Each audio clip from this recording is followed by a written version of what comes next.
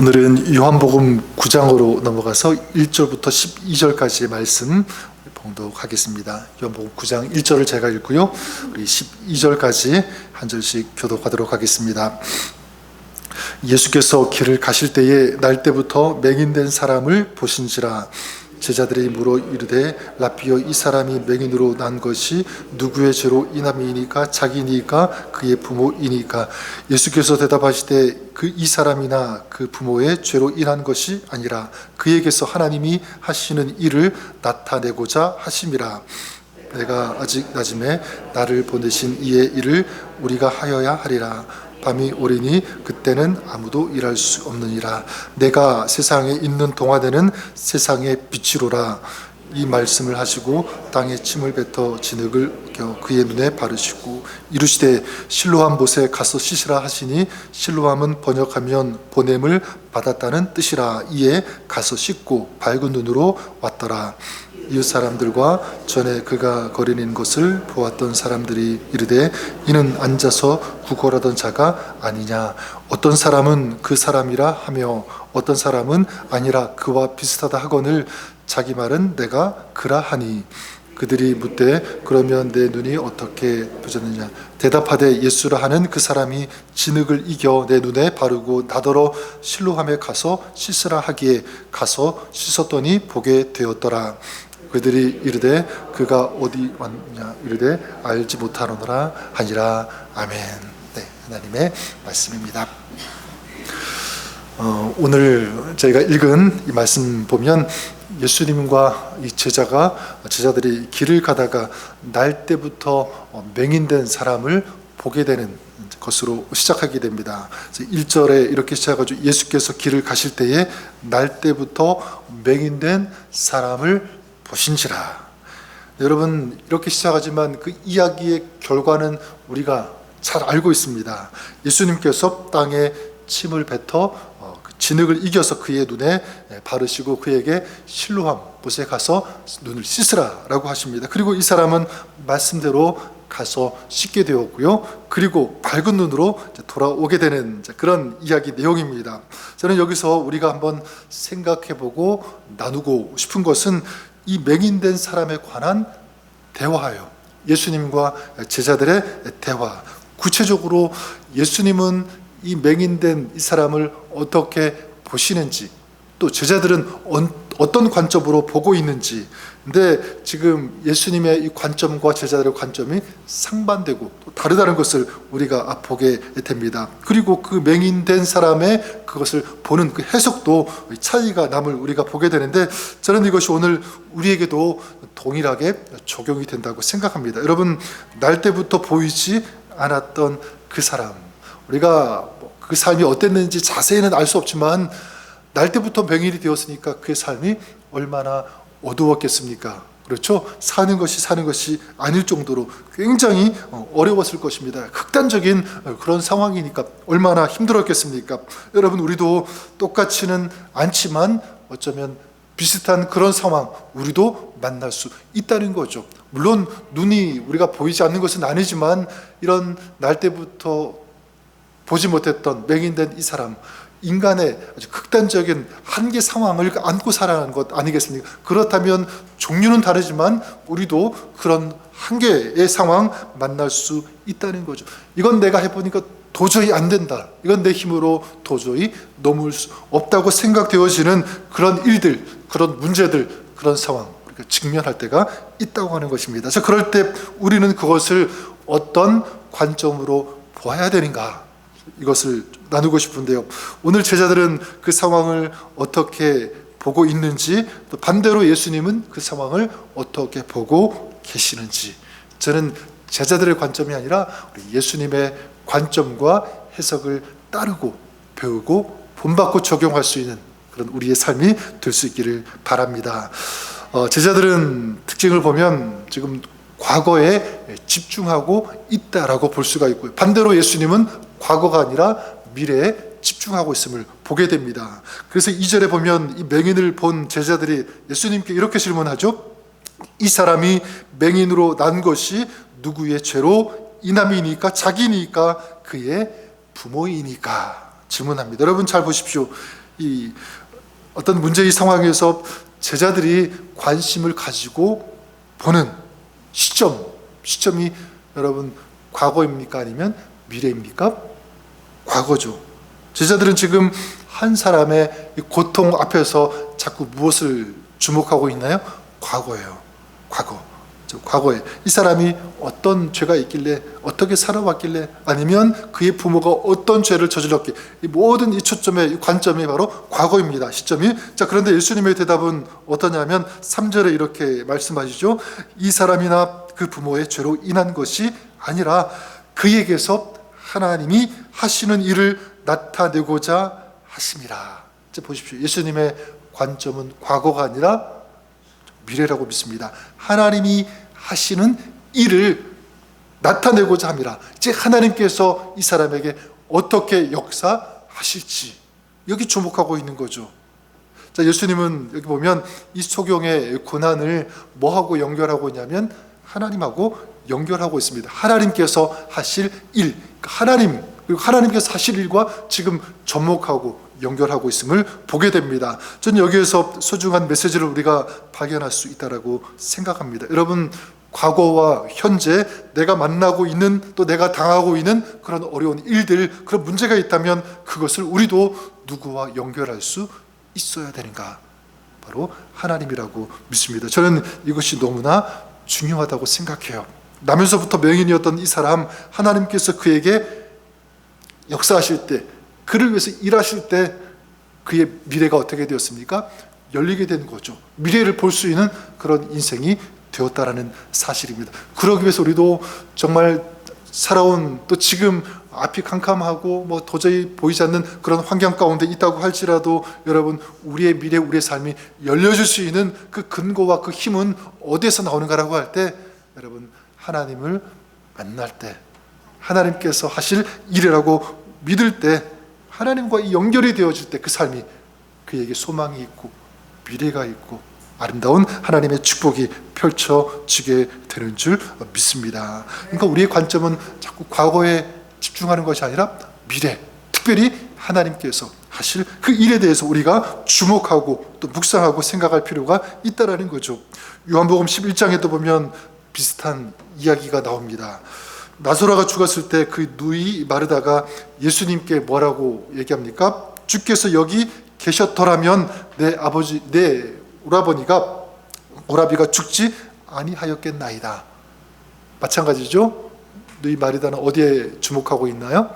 과거. 주님께서 계셨더라면 죽지 않았을 것입니다. 근데 예수님께서 이제 무덤에 돌을 옮겨놓으라 이런 말씀하시자 또 뭐라고 얘기하냐면 죽은 지가 나흘이 되었음에 벌써 냄새가 나나이다. 어디에 또 집중하고 있죠? 죽은 지가 벌써 나흘이 되었다. 과거예요. 근데 여러분, 그때 예수님께서는 뭐라고 하시냐면 나는 부활이요 생명이니 나를 믿는 자는 죽어도 어떻게 하겠고 살겠고. 과거가 아니죠. 미래예요. 무릇 살아서 나를 믿는 자는 영원히 죽지 아니하리라. 하나님께서, 주님께서 하시면 된다라고 하는 것입니다. 저는 저와 여러분들 우리가 그럴 수 있기를 바랍니다. 소경과 같이, 이 맹기과 같이 답답할 때, 절망스러울 때, 그리고 힘들 때, 여러분 자꾸만 왜 이런 일이 나에게 생겼을까? 자, 이렇게 과거 지향적으로 보는 것이 아니라 이 일을 통해서 하나님께서 어떻게 역사하실까? 자, 이렇게 생각하시는, 그래서 지금 나의 상황을 주님께 맡기고 주님을 의지하고 주님과 연결하는 이런 믿음의 관점을 가지고 살아가시는 저 여러분, 우리가 될 수 있기를 주님의 이름으로 간절히 축원합니다. 둘째로, 이 제자들은 어떤 관점을 보고 있냐면 소경된 사람이 왜 그렇게 되었는지 원인을 찾아요. 거기에 집중합니다. 근데 예수님은 반대로 원인이 아니라 어떻게 해결할지, 해결 방법에 주목하시고 행하시는 것을 보게 됩니다. 제자들이 질문했죠. 지금 이 사람이 이렇게 날 때부터 보지 못하고 태어난 것은 누구의 죄 때문에 그렇습니까? 부모의 죄입니까? 아니면 이 사람 본인의 죄 때문에 그렇습니까? 이렇게 질문하죠. 그러니까 이 제자들은 이 맹인의 불행, 그 원인을 자꾸만 찾으려고 하는 거죠. 자, 그런데 예수님은 그렇지 않아요. 예수님은 원인, 이 이유보다도 그를 어떻게 할지, 어떻게 고치실지, 이제 이거를 여기에 초점을 맞추시는데, 그래서 예수님께서 어떻게 하십니까? 그에게 다가가시죠. 그리고 침을 뱉어서 진흙을 이기시고 그 진흙을 그의 눈에 바르십니다. 그리고 그에게 말씀하십니다. 실로암 못에 가서 씻으라. 말씀을 그에게 주십니다. 여러분, 왜 하필 침을 땅에 뱉어가지고 그걸 진흙여가지고 눈에 바를까?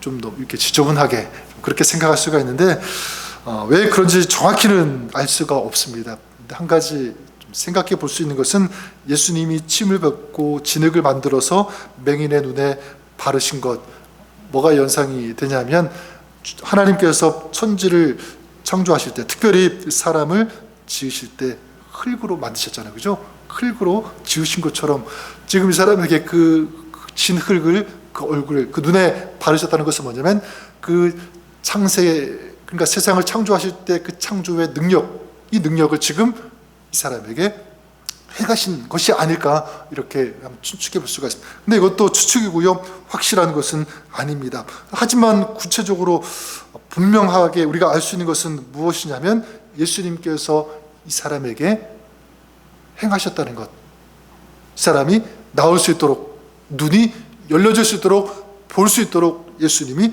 하셨다. 그로 인해서 소경이 눈을 떴고 밝은 빛, 아름다운 세상을 볼 수 있게 되었다는 사실은 분명합니다.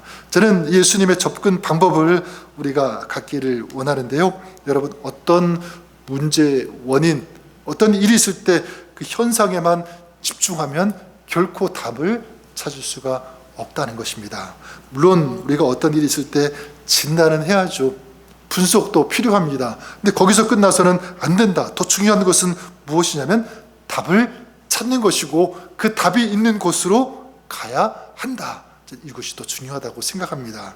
저는 우리도 다시 말씀드리지만 소경과 같은 어려움이 있을 수 있다 없다? 있을 수 있습니다. 자, 그럴 때 왜 이 일이 이렇게 되었지?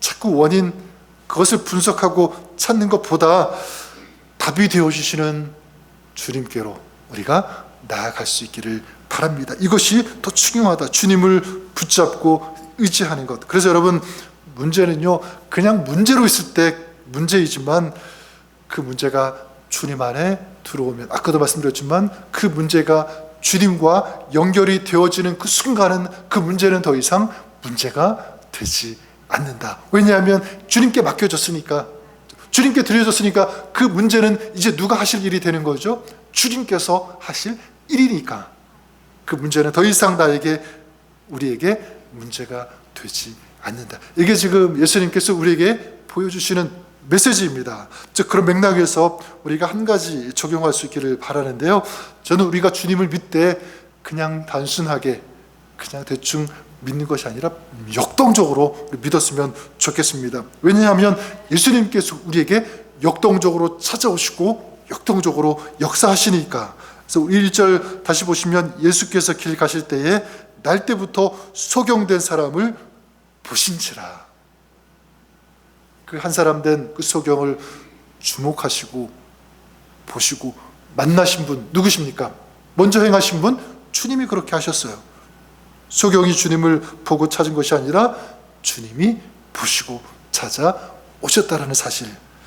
우리가 나누고 있는 우리 생명의 삶 요한복음 계속 우리가 보고 있는데, 우리가 1장부터 지금 8장까지 보지 않았습니까? 근데 여러분, 지금까지 우리가 나눴던 것처럼 예수님께서 구체적으로 어떤 사람을 만나셨는지 생각나는 사람들 있죠?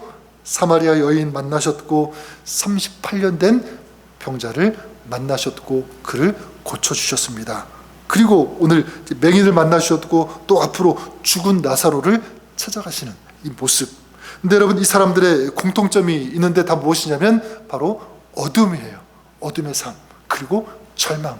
그러니까 어둠과 이 절망을 가지고 살아가는 그런 사람들, 그 인생 가운데 주님께서 찾아가신 거예요. 그들을 만나 주시고 그들 가운데 새로운 역사가 펼쳐질 수 있도록 누가 하셨는가? 주님께서 역사하신 줄 믿습니다. 그러니까 주님은 우리에게 이렇게 역동적으로 찾아오시고 행하시고 역사하시는 그런 분. 자, 그렇다면 우리도 어떻게 해야 되는가? 우리도 역동적으로 믿어야 합니다. 주님을 믿되 그냥 우리는 좀 지식적으로 믿지 않았으면 좋을 것 같아요. 물론 지식도 중요해요. 하지만 그것으로 그치면 안 된다. 왜냐하면 지식적으로 머무는 그 신앙은요, 굉장히 약할 수밖에 없습니다. 약해요. 하나님은 전능하십니다. 지식이죠? 하나님은 어떤 곳이든지 계십니다. 하나님은 사랑의 하나님입니다. 우리가 물론 그렇게 알고 믿는 것 중요한데, 다시 말씀드리지만 지식적으로 알면 그 신앙은 힘이 없다. 매일매일 우리 삶에는 이런 근심, 염려, 걱정, 막 갈등하고 이겨나가는 그런 문제들이 산적하고 밀려오는데, 단순하게 지식적으로만 그렇게 알고 있으면 그건 힘이 없죠. 여러분, 그러지 않고 우리는 어떻게 믿어야 되냐면, 저 내일도 이 말씀 좀 같이 그런 내용으로 다룰 텐데요, 하나님을 역동적으로 믿어야 된다. 그러니까 하나님은 그냥 살아계신 하나님이 아니라 살아계셔서 지금 나의 삶의 현장에도 찾아오신다. 나를 만나주신다. 나에게도 오늘 이 맹인에게 행하셨던 것처럼 나의 모든 삶, 어떤 일이든지 주님께서 역사하시고 행하시고 도와주시는 그 하나님을 제가 믿습니다. 그 주님을 제가 믿습니다. 다르죠. 하나님은 이런 분이다라는 것과 지금 내 삶에 그분을 모시고 찾고 구하고 만나는 이 믿음. 오늘 우리 주님은 우리의 삶 저 멀리 떨어져서 나를 보시는 그 하나님이 아니라 우리의 삶의 한복판에 지금도 찾아오셔서 우리를 만나주시고요, 우리의 모든 형편을 아시고 전능하신 주님의 그 능력의 손으로 붙잡아 주시는, 이기게 하시는, 승리케 하시는 그 하나님을 우리가 믿을 수 있기를 바랍니다. 그럴 때 그 삶에 놀라운 신앙의 능력이 있게 되는 줄 믿습니다. 그리고 이 하나님의 역사가 이루어지고 또 성취되어지는 아름다운 역사 우리가 보게 되는 줄 믿습니다. 제 말씀을 정리합니다. 여러분, 우리도 살아가면서 이 맹인이 당했던 그런 일들 똑같지는 않아도 그런 문제에 만날 수 있습니다. 자, 그럴 때 과거 지향적이 아니라 원인만 찾는 것이 아니라 저는 오늘 우리와 함께 하시는 하나님, 우리를 도와주시고 역사하시고 하나님의 일을 행하시는 우리에게 그 주님을 만나시고 주님의 그 역사, 주님의 그 이루실 일을 기대하면서 사모하면서 주님 앞에 나아가는, 과거에 얽매이지 않고 이제 주님과 함께 새로운 미래로 힘차게 달려갈 그런 아름다운 주님의 인도하심, 그 역사를 소망하면서 살아가시는 믿음의 삶을 살아가시는 여러분, 또 우리가 되시기를 우리 주님의 이름으로 간절히 축원합니다. 우리 주님을 오늘도 부르고요, 찾고 주님 오늘 우리 삶에도 찾아오시고 만나 주옵소서, 역사하여 주시옵소서 간절히 기도하시는, 구하시는 여러분 삶, 가정, 또 사역, 우리 모든 우리 교회 공동체 지체들 가운데 오늘 살아계신 주님께서 함께 하시고 역사하여 주실 것을 믿습니다. 기도하겠습니다. 살아계셔서 오늘도 우리와 함께 하시며 주님의 그 선하신 능력과 그 은혜를 우리에게 부어주시고 행하시고 붙잡아 주시는 좋으신 주님 찬양하며 감사를 드립니다. 하나님, 오늘도 2월 첫 번째 날 아침 기도회 믿음으로 주님 앞에 나아가 기도할 수 있는, 또 주님의 은혜를 구할 수 있는 이 믿음 우리에게 허락하신 분도 바로 주님이신 줄 믿습니다.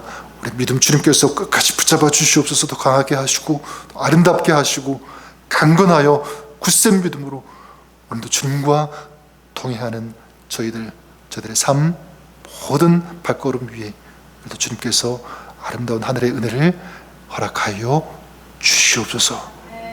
예수님의 이름으로 기도드립니다. 아멘. 우리 찬송 주의